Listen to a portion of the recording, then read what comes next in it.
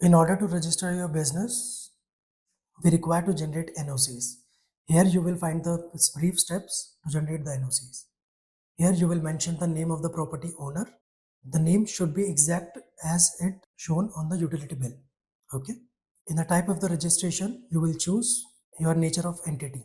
If it is LLP, choose LLP. If it is private limited, choose private limited. If it is OPC private limited, choose OPC private limited.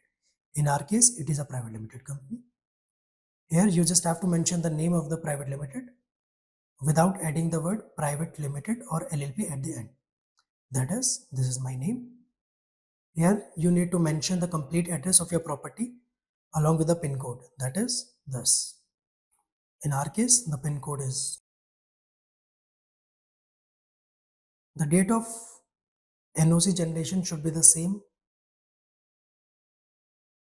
and just download the NOC.